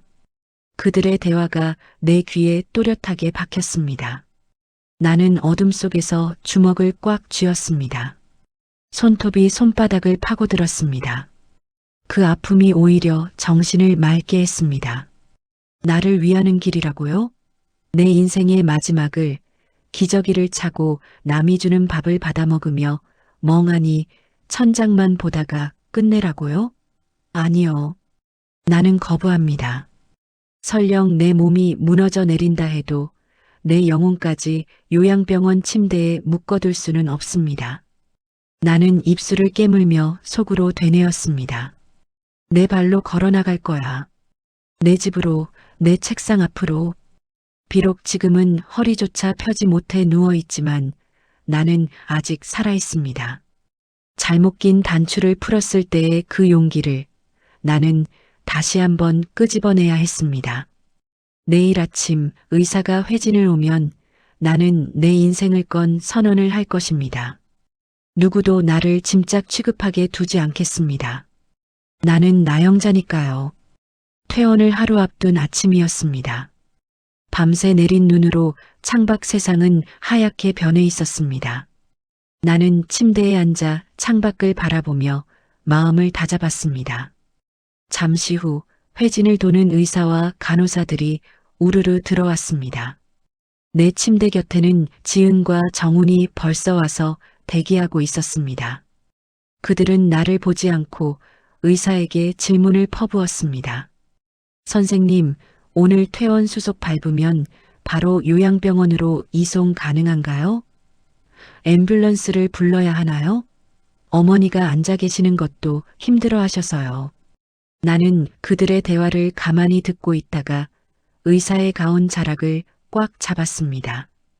의사가 놀라 나를 내려다보았습니다. 환자분, 왜 그러세요? 어디 불편하세요?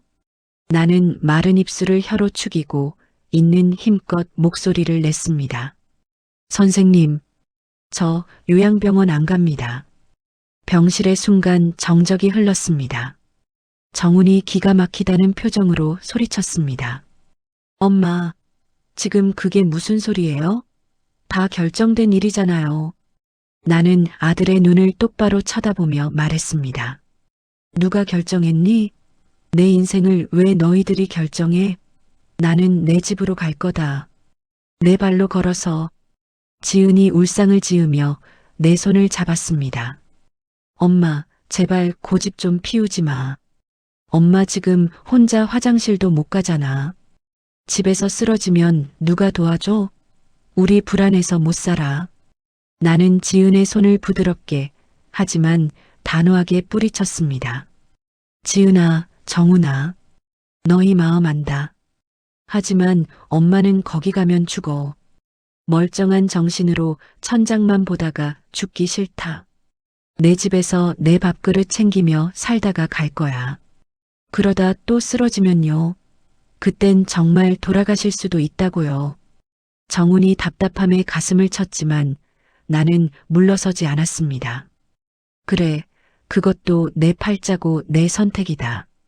내가 정모듬지겨서 굶어 죽게 생기면 그때는 너희들 말 들을게. 하지만 지금은 아니야. 나는 아직 할 일이 있어. 내 눈빛이 예사롭지 않음을 느꼈는지 의사가 조심스럽게 입을 열었습니다. 보호자분들, 환자분 의지가 워낙 강하시니 일단 댁으로 모시는 게 정서적으로는 더 좋을 수도 있습니다. 대신 통원 치료는 꼬박꼬박 받으셔야 합니다. 결국 자식들은 두 손 두 발 다 들었습니다. 퇴원하는 길 정우는 운전대를 잡고 내내 한숨만 쉬었습니다. 지은은 뒷좌석에서 훌쩍거리며 창밖만 바라봤습니다. 나는 짐 가방을 무릎에 올리고 차창에 비친 내 얼굴을 보았습니다. 창백하고 야위었지만 눈빛만은 3년 전 이혼, 법정을 나설 때처럼 형형하게 살아있었습니다. 집에 도착하자마자 현실이 닥쳐왔습니다. 현관턱을 넘는 것조차 에베레스트 산을 오르는 것처럼 힘들었습니다.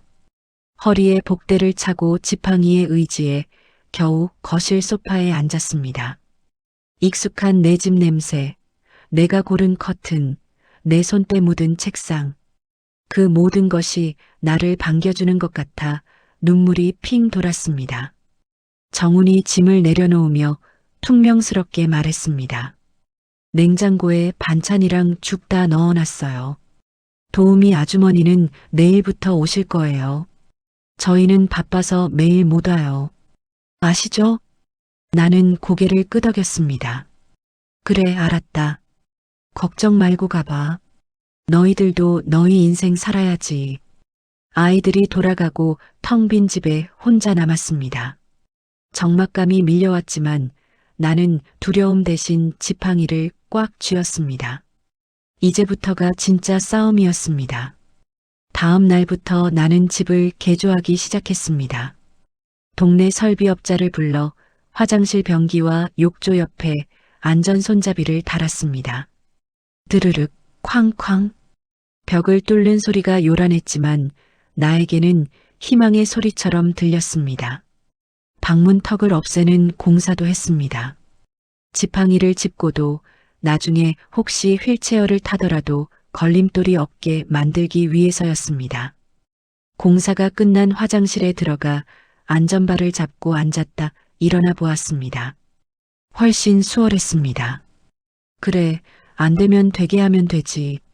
내가 집에 맞추는 게 아니라 집을 나한테 맞추면 되는 거야. 나는 불편함과 타협하는 법을 배워나갔습니다. 매일 아침 나는 진통제를 삼키고 재활 운동을 시작했습니다. 아파트 복도를 지팡이 짚고 왕복하는 것이 내 운동장이었습니다. 처음에는 10m도 못 가서 식은땀을 흘리며 주저앉았습니다. 지나가는 이웃들이 혀를 차며 바라봤습니다. 아이고, 저 할머니 어쩌다 저렇게 됐어. 하지만 나는 부끄러워하지 않았습니다. 이를 악물고 한 발자국씩 내디뎠습니다. 오늘은 10분, 내일은 15분. 거북이처럼 느렸지만 나는 멈추지 않았습니다. 일주일이 지나자 30분을 걸을 수 있게 되었고, 한 달이 지나자 지팡이 없이 벽만 짚고도 걸을 수 있게 되었습니다. 내 다리에 다시 근육이 붙는 것이 느껴졌습니다. 그건 단순한 근육이 아니라 내 삶을 지탱하는 자존심이었습니다. 생활은 구청에서 지원하는 노인 돌봄 서비스를 이용했습니다. 오전에 도우미 김 여사님이 와서 청소와 빨래를 도와주었습니다. 처음에는 남의 손을 빌리는 게 자존심 상했지만 곧 생각을 바꿨습니다. 이건 내가 무능해서가 아니라 내가 내 에너지를 더 중요한 곳에 쓰기 위한 스마트한 선택이라고요. 김 여사님이 설거지하는 동안 나는 식탁에 앉아 김 여사님과 수다를 떨었습니다. 어르신, 오늘은 얼굴이 훨씬 좋으시네요. 곧 뛰어다니시겠어요. 호호, 그럼요. 내년에는 마라톤이라도 나갈까 봐요. 농담을 주고받으며 웃다 보니 집안에 다시 온기가 돌았습니다. 자식들에게 의지하지 않고도 내 삶을 꾸려갈 수 있다는 자신감이 생겼습니다. 가장 큰 문제는 글쓰기였습니다. 허리가 아파 책상 앞에 10분 이상 앉아 있을 수가 없었습니다. 원고 마감은 다가오는데 펜을 잡을 수 없으니 속이 타들어갔습니다. 그러다 문득 손주가 스마트폰으로 말하면 글자가 써지는 기능을 보여줬던 게 생각났습니다. 나는 침대에 누워 스마트폰을 켜고 메모 앱을 열었습니다. 그리고 마이크 버튼을 눌렀습니다. 나는 오늘 다시 일어섰다. 화면에 내 목소리가 글자로 바뀌어 찍혔습니다. 오타도 많고 띄어쓰기도 엉망이었지만 내 생각이 기록된다는 사실만으로도 가슴이 벅찼습니다. 나는 누워서 천장을 바라보며 중얼거렸습니다. 내 입술이 펜이 되고 공기가 종이가 되었습니다. 오히려 손으로 쓸 때보다 더 솔직하고 날것의 감정들이 쏟아져 나왔습니다. 나는 원고의 마지막 챕터를 수정하기로 마음먹었습니다. 원래 계획했던 화려한 성공담 대신 지금 내가 겪고 있는 이 처절하고도 아름다운 투병기를 넣기로 했습니다. 챕터 제목은 아픈 몸과 친구하는 법. 늙음과 병을 적으로 여기고 싸우는 것이 아니라 내 삶의 일부로 받아들이고 함께 걸어가는 과정. 그 깨달음을 한 문장 한 문장 말로 뱉어냈습니다. 주말이 되자 정훈과 며느리가 반찬통을 바리바리 싸들고 찾아왔습니다. 내 얼굴색이 좋아진 것을 보고 정훈은 안도하면서도 한편으론 머쓱해했습니다. 며느리가 냉장고를 정리하며 말했습니다. 어머님, 이거 갈비찜이랑 나물이에요. 입맛 없으셔도 꼭 챙겨 드세요. 다음 주에는 곰국 끓여올게요. 나는 지팡이를 짚고 일어나 며느리의 손을 잡았습니다. 아가야, 고생했다. 그런데 다음부터는 빈손으로 와라. 며느리가 눈을 동그랗게 떴습니다. 네, 그래도 어떡해. 내가 웃으며 말했습니다.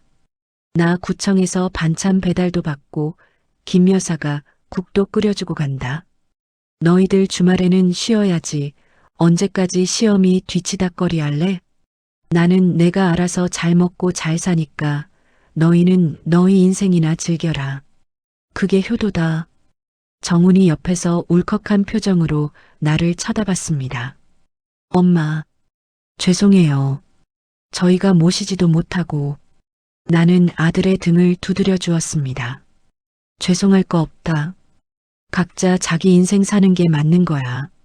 엄마는 지금이 제일 편하고 좋다.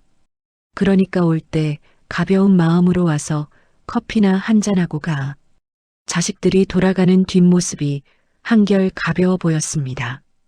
그들의 어깨를 짓누르던 죄책감을 덜어준 것 같아 내 마음도 홀가분했습니다. 진정한 독립은 자식에게 기대지 않는 것뿐만 아니라 자식들을 내 품에서 놓아주는 것까지 포함한다는 것을 깨달았습니다. 다시 며칠이 지나고 드디어 원고를 탈고하는 날이 왔습니다. 나는 스마트폰에 저장된 수십 개의 녹음 파일과 텍스트들을 정리해 출판사 메일로 보냈습니다. 전송 완료. 화면에 뜬 그 글자를 보는 순간 온몸에 힘이 빠지며 깊은 안도의 한숨이 나왔습니다. 진통제 없이도 잠들 수 있을 만큼 마음이 편안했습니다. 다음 날 오후 출판사 편집장님에게서 전화가 왔습니다. 선생님, 원고 방금 다 읽었습니다. 편집장님의 목소리가 가늘게 떨리고 있었습니다. 나는 침을 꿀꺽 삼키며 물었습니다. 어떤가요? 너무 우울한가요? 아픈 얘기만 써서. 아니요, 아니에요. 선생님, 저 읽으면서 울었습니다. 이전 원고보다 100배는 더 좋아요. 단순히 성공한 이야기가 아니라 진짜 인생의 깊이가 느껴져요. 특히 마지막 챕터 아픈 몸과 친구하는 법은 정말 많은 독자에게 위로가 될 것 같습니다. 이건 무조건 베스트셀러감이에요. 편집장님의 흥분한 목소리에 내 가슴도 덩달아 뛰기 시작했습니다. 내 아픔이, 내 무너짐이 헛되지 않았구나. 오히려 더 깊은 울림이 되었구나. 고맙습니다. 정말 고맙습니다. 전화를 끊고 나는 지팡이 없이 창가로 걸어갔습니다. 창밖에는 눈이 녹아내리고 그 사이로 파릇파릇한 새싹이 돋아나고 있었습니다. 나는 창문에 비친 내 모습을 바라보았습니다. 허리는 조금 굽었고 머리는 하얗게 샜지만 그 어느 때보다 단단해 보였습니다. 건강을 잃고 나서야 비로소 알게 되었습니다. 진정한 홀로서기는 강철 같은 체력에서 나오는 것이 아니라 약해진 내 모습조차 사랑하고 감당하려는 의지에서 나온다는 것을요. 나는 내 가슴에 손을 얹고 심장 박동을 느꼈습니다. 쿵, 쿵, 쿵. 아직 뜨겁게 뛰고 있는 내 심장이 나에게 말하는 것 같았습니다. 잘했어, 영자야. 넌 이겼어. 나는 책상 위에 놓인 빨간 만년필을 집어들었습니다. 그리고 달력에 커다랗게 동그라미를 쳤습니다.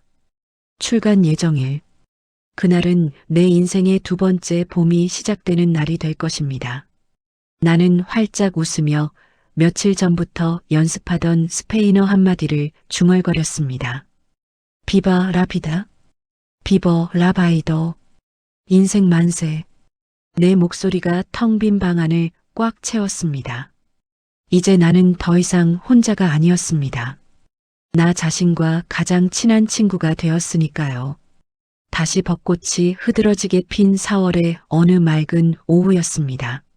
나는 갓 인쇄된 따끈따끈한 내 첫 수필집, 잘못 낀 단추를 푸는데 1년이 걸렸다를 가슴에 품고 버스에 올랐습니다. 창밖으로 지나가는 풍경이 온통 분홍빛으로 물들어 있었습니다. 마치 세상이 나의 새 출발을 축하해주는 것만 같아 나는 자꾸만 새어나오는 웃음을 참느라 입술을 깨물어야 했습니다. 버스는 도시 외곽에 있는 추모공원 입구에 멈췄습니다. 나는 익숙한 길을 따라 언덕을 올랐습니다. 첫 번째 남편, 내 아이들의 아빠가 잠들어 있는 곳입니다. 낙골당 앞에 선 나는 가방에서 책을 꺼내 유리창 앞에 조심스럽게 놓았습니다. 표지에는 내 이름 나영자 세 글자가 선명하게 박혀 있었습니다. 나는 유리창을 쓰다듬으며 나직하게 속삭였습니다. 여보, 나왔어요. 이거 봐요. 나 이제야 내 이름으로 된 책을 냈어요. 사진 속의 남편은 20년 전 모습 그대로 환하게 웃고 있었습니다. 마치 잘했다, 영자야. 고생했다. 라고 말해주는 것 같았습니다. 나는 코끝이 찡해져서 훌쩍거렸습니다. 당신 가고 나서 나 참 많이 헤맸어요. 엉뚱한 사람 만나서 고생도 하고 몸도 아파서 죽다 살아나기도 하고 그래도 나 포기 안 했어요. 당신한테 부끄럽지 않게 살려고 악착같이 버텼어요. 나는 손수건으로 눈물을 훔치며 웃어 보였습니다. 이제 걱정하지 마요. 나 혼자서도 아주 잘 놀고 잘 살고 있으니까 거기서 지켜봐줘요. 남편에게 작별 인사를 하고 공원을 내려오는 길이었습니다. 봄 햇살이 따스해서 벤치에 잠시 앉아 쉬어가기로 했습니다. 그런데 저만치 맞은편 벤치에 한 노인이 구부정하게 앉아있는 모습이 눈에 들어왔습니다. 낡은 점퍼에 헝클어진 머리, 초점 없는 눈으로 멍하니 허공을 응시하고 있는 남자. 나는 순간 숨이 턱 막혔습니다. 설마. 내 눈을 의심하며 다시 한번 그를 쳐다봤습니다. 맞았습니다. 4년 전 그토록 기세등등하게 나를 하녀 취급했던 전 남편 최만식이었습니다. 하지만 내 기억 속의 그 남자와는 너무나 달랐습니다. 호랑이 같던 기세는 온데간데 없고 병색이 완연한 얼굴에 앙상하게 마른 몸. 혼자서 몸을 가누기도 힘겨워 보이는 그저 초라한 독거노인일 뿐이었습니다. 아마도 그가 그토록 두려워했던 수술을 받고 전처도 나도 떠난 빈집에서 홀로 늙어가고 있는 모양이었습니다. 그때 고개를 돌리던 최만식과 내 눈이 허공에서 딱 마주쳤습니다. 순간 그의 동공이 지진이 난 듯 흔들렸습니다. 그가 믿을 수 없다는 듯 눈을 비비더니 입을 벙긋거렸습니다. 영자씨? 그의 쉰 목소리가 바람에 실려 희미하게 들려왔습니다. 그는 지팡이를 짚고 일어나려다 다리에 힘이 없는지 비틀거렸습니다. 나를 부르려는 모양이었습니다. 심장이 쿵쿵 뛰었습니다.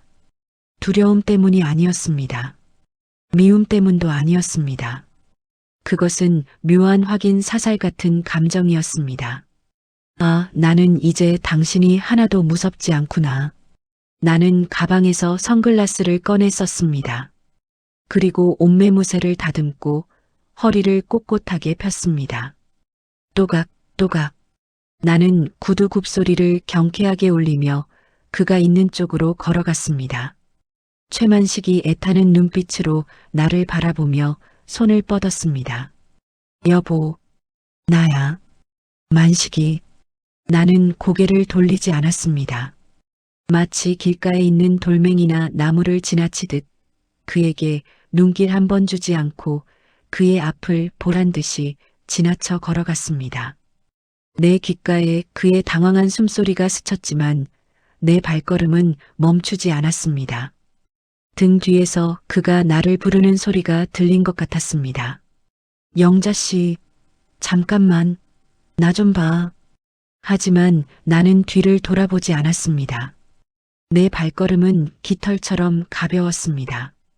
과거의 망령이 나를 붙잡으려 했지만 나는 이미 훨씬 앞서 걷고 있었으니까요. 공원 입구를 빠져나오는 순간 나는 깊은 숨을 들이마셨습니다. 가슴속에 남아있던 마지막 미련의 먼지 한 톨까지 털어낸 기분이었습니다. 나는 곧바로 시내 대형 서점으로 향했습니다. 서점 문을 열고 들어서자 훅 끼쳐오는 종이 냄새가 향수보다 더 좋았습니다. 나는 두근거리는 가슴을 안고 에세이 신간 코너로 갔습니다. 그리고 그곳에서 가장 눈에 잘 띄는 매대 위에 놓인 내 책을 발견했습니다. 잘못 낀 단추를 푸는데 1년이 걸렸다. 나영자 에세이. 노란색 띠지를 두른 내 책이 조명 아래서 반짝이고 있었습니다. 나는 떨리는 손으로 책을 한 권 집어들었습니다.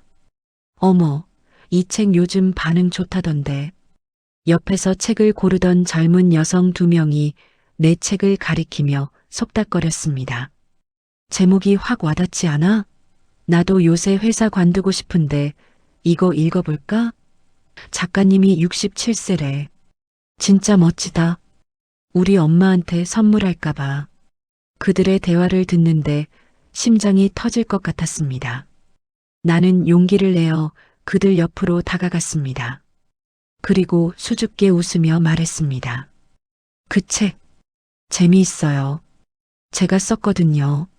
젊은 여성들이 눈을 동그랗게 뜨고 나를 쳐다봤습니다. 그리고 책 날개에 있는 저자 사진과 내 얼굴을 번갈아 보더니 입을 틀어막았습니다. 헐, 대박. 진짜 작가님이세요?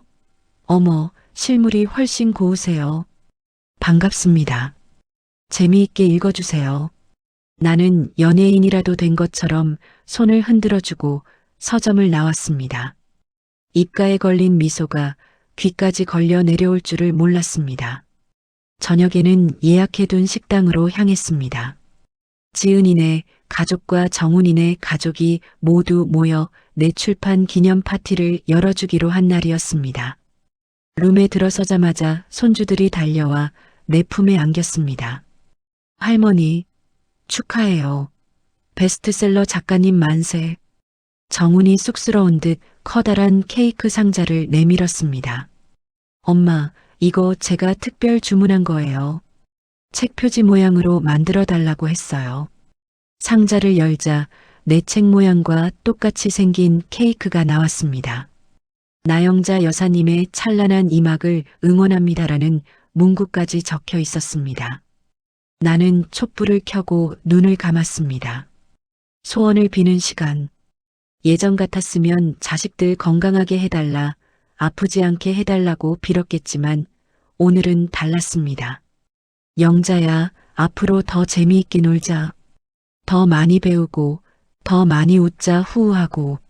촛불을 끄자 가족들의 박수가 터져 나왔습니다. 지은이 와인잔을 채우며 건배사를 제의했습니다. 자, 우리 엄마의 화려한 독신 라이프와 대박난 책을 위하여. 위하여. 쨍하고 잔 부딪히는 소리가 청아하게 울렸습니다. 며느리가 웃으며 물었습니다. 어머님, 다음 책은 언제 나와요? 저 어머님 1호 팬이잖아요. 친구들한테도 다 홍보했어요. 우리 시어머니가 작가라고요. 내가 으스대며 대답했습니다. 오호, 기다려라. 벌써 구상해 둔 게 있으니까. 이번에는 여행 에세이가 될지도 모르겠다. 손주 녀석이 눈을 반짝이며 물었습니다. 할머니 여행 가게요? 어디로요? 나는 빙긋 웃으며 비밀스러운 표정을 지었습니다. 그건 비밀이다. 나중에 책 나오면 사서 보렴. 가족들의 웃음소리가 끊이지 않는 저녁이었습니다. 나는 그들의 얼굴을 하나하나 눈에 담았습니다. 내가 나를 사랑하고 당당해지니 가족들도 나를 더 존중하고 사랑해준다는 것을 깨달았습니다. 내가 행복해야 내 주변도 행복해진다는 단순한 진리를 배우는데 참 오래도 걸렸습니다. 밤늦게 집에 돌아왔습니다. 화장을 지우고 세수를 한 뒤 거울 앞에 앉았습니다. 물기 젖은 얼굴을 수건으로 닦아내며 거울 속의 여자를 바라보았습니다. 눈가에는 주름이 자글자글하고 검버섯도 몇 개 피어 있습니다. 하지만 그 주름 하나하나가 훈장처럼 느껴졌습니다. 40대에 치열했던 가장으로서의 주름, 60대의 방황과 아픔이 만든 주름, 그리고 67세의 승리가 새겨진 주름. 그 모든 것이 합쳐져 지금의 나영자를 만들었습니다. 나는 스킨을 바르며 거울 속의 나에게 말을 걸었습니다. 이만하면 꽤 괜찮네. 안 그래? 거울 속의 내가 윙크로 화답했습니다. 나는 책상 앞으로 가서 벽에 걸린 달력을 보았습니다. 내년 5월 달력. 거기에 빨간색 매직으로 굵게 동그라미를 쳐두었습니다. 옆에는 이렇게 적혀 있었습니다. 산티아고 순례길 출발. 무려 800km를 걸어야 하는 길. 의사는 무리라고 펄쩍 뛰었지만 나는 포기할 생각이 없었습니다. 하루에 10km를 걷든 5km를 걷든 내 속도대로 걸으면 되니까요. 나는 서랍에서 여권을 꺼내 만지작거렸습니다. 가슴이 콩닥콩닥 뛰었습니다. 이 나이에 심장을 뛰게 하는 꿈이 있다는 것만으로도 나는 이미 청춘이었습니다. 나는 일기장을 펼쳐 오늘의 마지막 문장을 적어 내려갔습니다. 잘못 낀 단추를 다 풀었다. 그리고 오늘 나는 내 마음에 쏙 드는 새 단추를 끼웠다. 이 옷이 낡아해질 때까지 나는 춤추듯 살 것이다. 일기장을 덮고 침대에 누웠습니다. 창문을 열자 봄바람이 밀려들어와 내 뺨을 어루만졌습니다. 하늘에는 별이 총총 떠 있었습니다. 나는 베개에 머리를 파묻으며 중얼거렸습니다. 사랑한다, 영자야. 누구보다 너를 사랑해. 방에 불을 껐습니다. 어둠이 내렸지만 무섭지 않았습니다. 내일 아침이면 내게 최고로 행복한 또 다른 하루가 시작될 테니까요. 나는 입가에 미소를 머금은 채 스페인의 태양 아래를 걷는 꿈을 꾸기 위해 눈을 감았습니다. 인생을 살다 보면 누구나 단추를 잘못 끼울 때가 있습니다. 때로는 그 사실을 인정하는 게 두려워 불편한 옷을 입은 채 평생을 참고 살기도 하죠. 하지만 오늘 영자 씨의 이야기를 통해 우리는 배웠습니다. 잘못 끼운 단추를 다시 푸는 것은 실패가 아니라 내 몸에 꼭 맞는 옷을 입기 위한 용기 있는 과정이라는 것을요. 혹시 지금 내 나이에 무슨 새로운 시작이야라며 체념하고 계신가요? 아니면 타인의 시선 때문에 나를 잃어버린 채 참고만 살고 계신가요? 67세에 비로소 진짜 내 이름을 찾고 아픈 몸까지 사랑하며 스페인으로 떠나는 영자 씨의 도전이 여러분의 가슴에도 작은 불씨를 지폈기를 바랍니다. 진정한 행복은 누군가 가져다 주는 것이 아니라 내 발로 단단히 딛고 서서 나를 온전히 사랑할 때 찾아옵니다. 오늘 밤은 거울 속의 나에게 따뜻한 눈빛을 보내며 고생했다. 그리고 사랑한다고 말해보는 건 어떨까요? 당신의 인생은 바로 지금 이 순간부터가 진짜 시작이니까요. 이야기를 끝까지 들어주신 분이 계시다면 잘 들었다고 댓글 하나만 남겨주세요. 감사합니다.